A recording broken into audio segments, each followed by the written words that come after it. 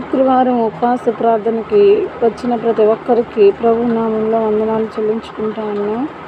ఈరోజు 40 దినాల్లో ఒక శుక్రవారము. ఈ శుక్రవారము దేవుని నామానికి మహిమ కలిగినట్లు మనం ప్రార్థన చేసుకున్నాం. ఎందుకంటే ఇవి ఉపవాసం అంటే దేవునికి సమీపంగా ఉండడం.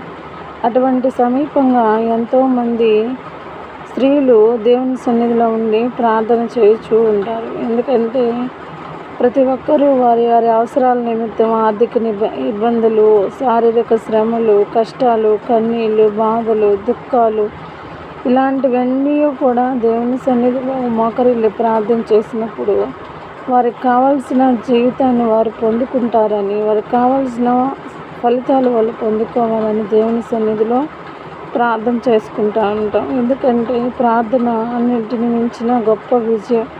ప్రార్థనా బలము, శక్తి లేకపోతే మనం అనే వాళ్ళము లేము. ప్రార్థనా బలాన్ని, శక్తిని మనం పొందాలి. వ్యక్తిగత ప్రార్థనలో ఉండాలి.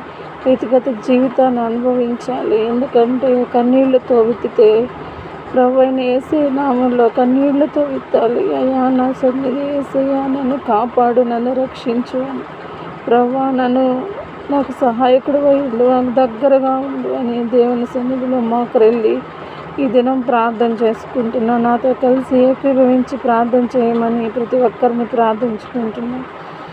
యేసయ్యానైనా మీకు వందనాలు, స్తోత్రాలు ప్రభువనైనా. ఈ దినం ఉపవాస శుక్రవారం అయిందిగా మీ కాపుదల భద్రత మాకు దయచేయండి ప్రభువా. ఎంతమందినైనా నీ సన్నిధిలో ఉండి ఉపవాసం ఉండి ప్రార్థన చేస్తున్నారు. ఆ బిడ్డలందరినీ జ్ఞాపకం చేసుకో ప్రభువా నైనా. ఇదిగో ఈ దినం నాయనా అయ్యా, నేను పిల్లలు లేని వారి కోసం ప్రార్థన చేయించున్నాం ప్రభువా. ఇదిగో అలాగే అయ్యా, వివాహం కానీ పిల్లల కోసం ప్రార్థన చేయించున్నాం ప్రభువా నైనా. జ్ఞాపకం చేసుకోండి.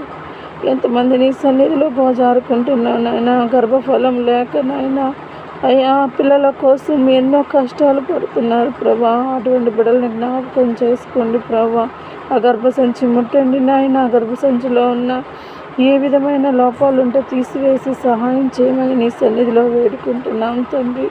కృపాశక్తి సంపూర్ణమైన తండ్రి, ఈ మెసేజ్ వింటున్న ప్రతి బిడ్డని జ్ఞాపకం చేసుకోండి ప్రభా.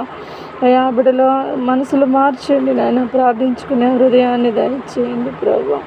అలాగనే తండ్రి ఇదిగోనైనా అయ్యా, వివాహం కానీ పిల్లల కోసం ప్రార్థన చేస్తున్నాం. ఎంతోమంది ఆడపిల్లలు, మగపిల్లలు వివాహం కాక అయినా వివాహం కోసం ప్రార్థనలు చేసుకుంటూ ఎంతోమంది చుట్టూ తిరుగుతున్నారు. వారందరినీ జ్ఞాపకం చేసుకోండి. వివాహం అన్ని విషయాల్లో